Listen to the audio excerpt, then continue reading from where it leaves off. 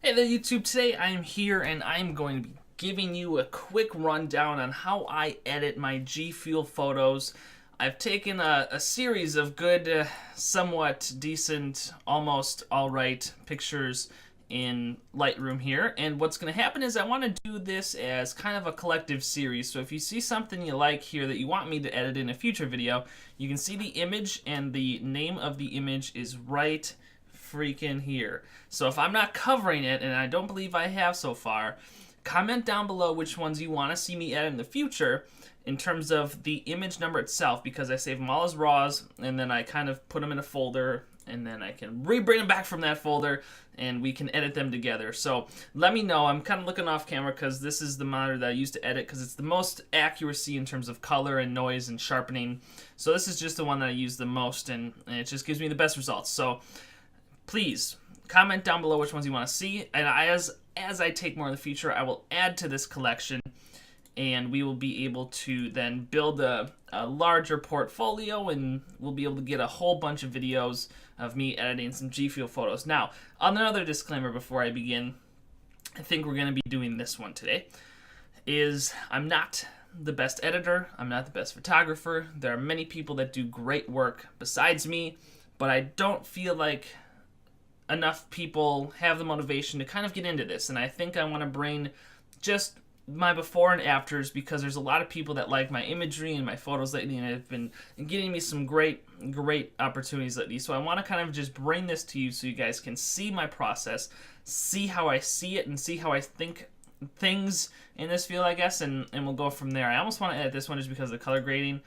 This is my pulling out the gamma pat. Didn't really work out the best, but I brought it in the portfolio anyway.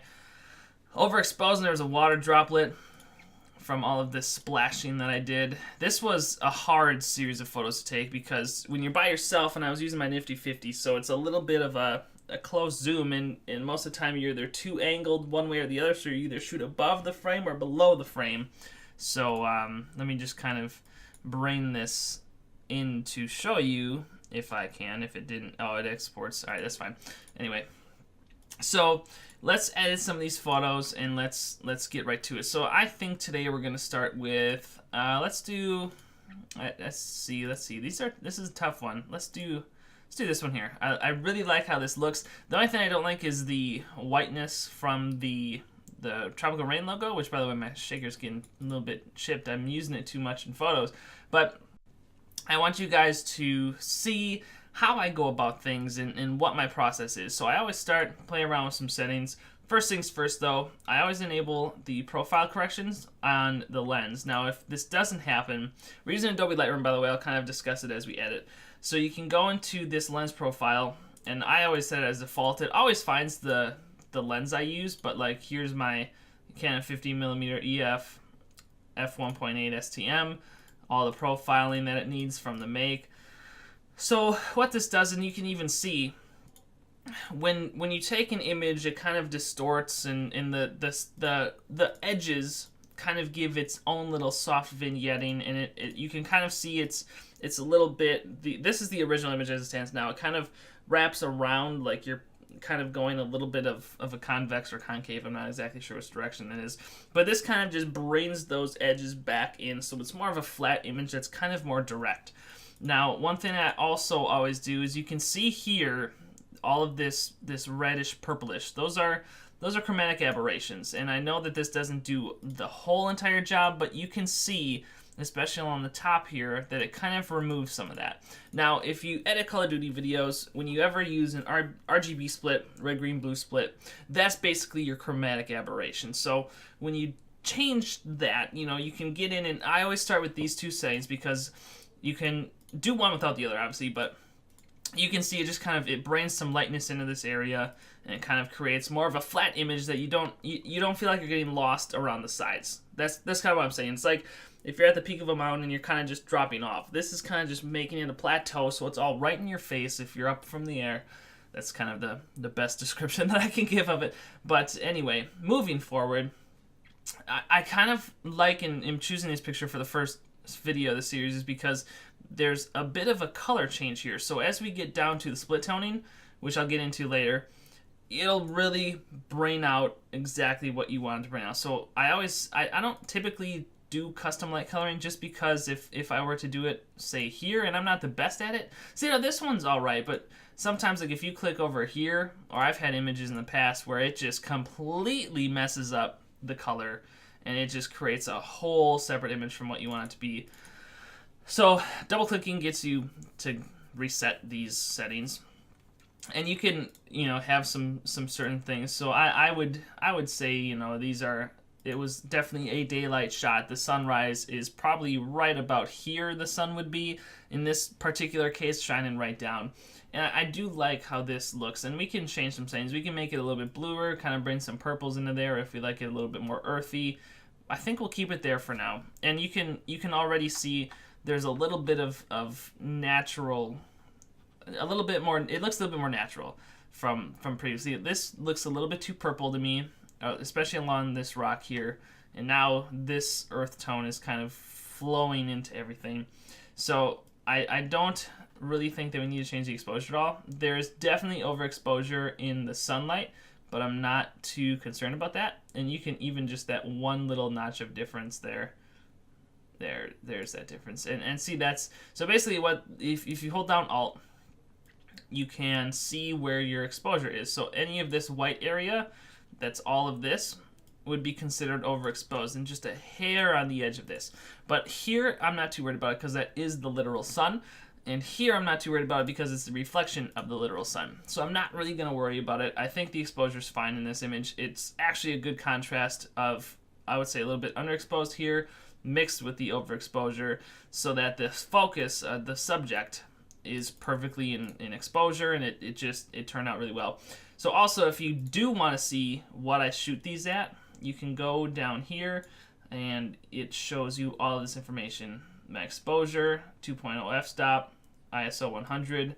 It just really came out to be a good photo shoot today. So moving on, you can play with the highlight settings.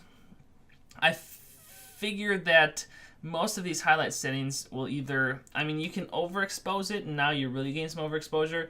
But if you drop this down to 100, and this is the beauty of using raw photos, you don't have to go down to 100. I can reduce these highlights, and just like this, I went from an overexposed sun to now, and even here you get the most detail, but I do still want some of that brightness on that edge. I'll just stick it right about there. It's not overexposed anymore, so it's technically a natural perfect white, or so they say. Obviously, it depends upon what screen you're watching this on for everything, but moving forward, the shadows are kind of a really good focus, especially the whites as well. You can really bring a lot of this out. And see, here I'm overexposing again. Like I said, I'm okay with it in this case, but you can see just what it does. In fact, I'm going to overexpose this a little bit because I really like what it does with the rays coming in here. You can see more of this section, and I think it just looks, you can see more of that sun's reflection, and it looks a little bit better that way in my opinion. I'm not going to go over the top. I'm going to try my best to not over edit this one. I always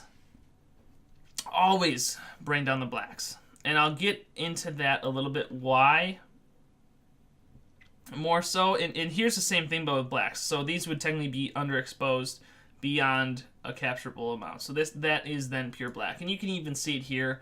These things will show all of your highlight clippings. So here I'm only clipping really for the most part in the sun, and in the blacks I'm not clipping at all. So it shows you all of that information so you can really focus on what you need to know. So clarity, what the difference between clarity and contrast is, and I'm not going to get into it a lot in this video, and it's going to be really hard to over edit that because I really kind of like how that looks. Contrast, if you look at my histogram here, contrast takes the middle portion and just stretches it out. And you can see the shadows, the blacks and the whites are getting completely blown out of proportion or squeezed in. So this really focuses on the far extremes of your image. Your clarity basically keeps the edges, the blacks and the whites, right where they are, but it expands what's in the middle to a certain point of where those blacks and whites get created. So you can see here the black section and the white section will not move, but very little.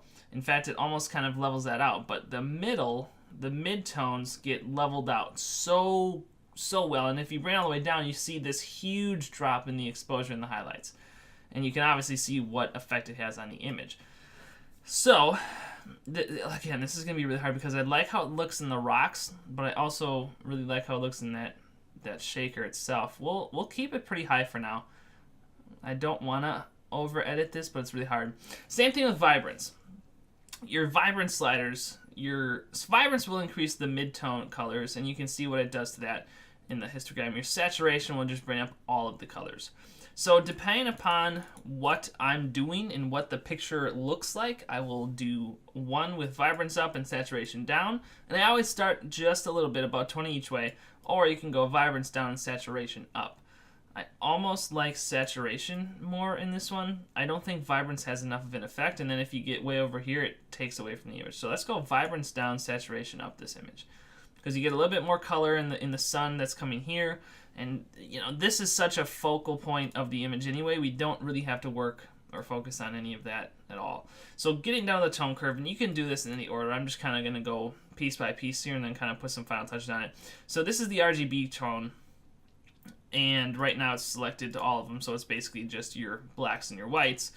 But so if we crush the blacks, your blacks and your whites are right here. So you can increase your blacks, decrease your blacks, and that essentially does the same thing that these sliders do up here, but you get a little bit more control over the curvature. So let's just say I want to give a cinematic look to this picture, so we can bring that down, kind of bring it in. So basically you can see the blacks are completely crushed, and in fact you can even take this a little bit higher up. So you have no blacks, but that's okay, because when we get to split toning, I think this will really bring the image together. And if not, this is an easier fix, in my opinion, than trying to fit all four of these sliders back to where you need them. And you can do the same thing with your whites. You can increase the whites and bring that contrast in, which I actually really like. I really, really like that. Or we can bring the whites completely out of the scenario, but then you're losing the brightness of that image. So let's bring in just a little bit. Let's bring this into the white spectrum a little bit. So you can see before and after, we're already making some big changes. Again, in this specific example, I'm not going to touch this tropical rain logo. I have to either shoot that differently or Photoshop that white. I'm not going to worry about either in this example. I'm just going to post it as is. You guys know that it's tropical rain logo. I'm going to sip on my Hearthstone coffee. I wish that Blizzard made their own coffee. And you can go in by each color and change the shadows and how your colors are going to show. I'm going to be focusing most of this on the split toning, so I'm just going to worry about the blues. But even right now, you can see that it's getting a little bit cinematic because of the orange earthy tones here, the blue calm shadows here. The sun is creating a perfect backdrop. I am, though, going to crop this weird sun ray out completely, and that alone changes things immensely. And you can see the before and after. We're already making great progress. So this video is going to be extremely long, by the way. Just saying. So let's do some HSL. So you can do this by color, by black and white, however you choose to do it. I like doing HSL, hue, saturation, luminance. You can change your colors. So if you want to change something, typically I'll do this in a, let me see if I can bring an example in here. So let's just take this. In an example like this, the folder file cannot be found because I changed where it's from. Because it's not that image anymore. Oh no. All right, so let's do this one. So here you can change the hue of your green so that your trees can either look dead as shit or blue and lively. Like, you can change your hue. And it really, in my opinion, especially when shooting in front of trees like I do a lot, I love changing those greens because it really just adds or subtracts to what I'm choosing to pop out from the background and how it pops out from the background. So there's definitely some playing around that can be done here. I don't really know how much I want done, because if I move this blue, maybe just bring this blue down just so that the lid kind of looks a little bit more agua. And then, you don't want to make this too green, but we can make it a little bit blue. You can increase, if you don't want to decrease saturation in a color, a great way is to reduce the luminance. So here, again, we'll go back to that one of those tree images as an example. So let's say I've got this, If I don't want to reduce the saturation of the greens, because that you can see it just kind of looks a little funny, you can reduce the luminance of the greens. And again, this is obviously overdone, but you can see now that it doesn't quite, or you can but with the luminance, you're losing the focus, I guess. This is obviously not a focus bad image anyway, but I import everything. So you can kind of see exactly what that does and the effect that it has. So moving forward, would help to click on the right image. I'm going to bring the agua's luminance up just enough so that it pops a little bit more, because here at 0, it's there, but we can make it great again. And I think that's exactly what's going to happen. So I'm going to leave everything else as it is. I don't really think that there's much saturation in the rest of the image, and I like how the cinematic look is coming along. I don't think we really need to do much there. So split toning. This is where the real mood of your image happens. Now, I like to just click and drag here. Some people use it all in here because you can say that this is the green section, the blue section, that's where I'm getting the saturation. I just like kind of picking around this. Higher up, more saturation. Lower down, less saturation. But you can kind of get the feel and the mood of the image that you want. So I'm going to try and get like a bronzy type highlight, about 12 there. And then a bluish shadow. Maybe a little bit more towards the green, but you know, you can already see that that is kind of creating that mood that we want. And it's looking a little bit cinematic. In fact, one other thing that I want to do is we can even bring these blacks out just a bit more. Because I want this corner is really where I'm looking with that. I want it to be soft, but not gone like that. So like here, it's a little bit too contrasted. But if we go here with it, we're really starting to just smooth that out. It's almost like it's a blur, but not entirely. So you kind of just don't really, you know it's there, you acknowledge it, but you don't really pay attention to it. Even here in the sun, we're getting some great orange from that split toning. And I think we're really making good progress here. So detail, sharpening, you can kind of see here in the grains of the image, you can see all that noise. So that's why you don't want to over sharpen images. And it's hard to, because it really does help. But you just want to play around with these settings to make sure that it's good. I always try and add about 10 noise reduction. Lets you bring out just a hair more sharpness. Because if you go to within noise reduction, I'm just going to max everything out here. It kind of gives it I would say it looks like a cartoon. If you throw that noise reduction slider all the way up, you get a very cartoony look, which in some cases is great. Some images, maybe not just a photo, maybe just something that you want to Photoshop and kind of put a cartoon filter on. That's a great way to do it. So let me get back to our lens corrections, all of the vignetting, which I'm gonna maybe just do a little bit of a black one, not a lot. I always throw on just a little bit of grain. That noise makes all the difference in the world. Your dehazing. If I was making a video, this would be the perfect way to slide into this scene. But your dehazing is kind of like you can create, I'll try and do it with this one, but I always throw it up just a little bit because it's kind of adding, it's similar to clarity in ways and all that jazz. So I can play around with these sliders a little bit as well, kind of see exactly what mood I want still, and I kind of like how that's turning out a little bit. And we'll kind of play with these a little bit. And again, this is all just feel and touch. You may be liking what I'm doing right now. You may not be. That's just however you feel about it, really. I'm losing a little bit of this side, so I'm trying not to go too far with it. And in fact, I might even just kind of bring in a little bit of exposure to it. Let's see what we've got here. Yeah, I just wanted to be a little bit more there. So now I've got our before and our after so far. And you can even see just, I always think it's funny when you're done editing an image and then you go back and look at the before, you're like, that's not even something I would have chosen, because it just looks so much better when you're done with it. But so let's say we want to do this. So let's go here, double click on effect to reset everything. So let's say we want to add a little bit of a cloud cover. We can totally do this and throw in some negative dehazing, and you can see it kind of creates a little bit of that cloud aura effect. Now, I think in this case, it kind of overexposes the whole sky scene, but I almost kind of dig it, to be quite honest, because it just brings in enough of that scenario that you can even kind of bring it here. And there's always brush tools, so if you want to eliminate stuff from from the image itself. You can totally erase it from the subject. But you can see it kind of creates that really good cloud feel. And I think I kind of just messed that up a little bit too much. There we go. I think I'll just kind of leave it there, quite honestly. It adds a little bit of a cool reflective effect on it. But I really just love how that turns out. So let's move it down a little bit again. I'm not going to really mess with much else.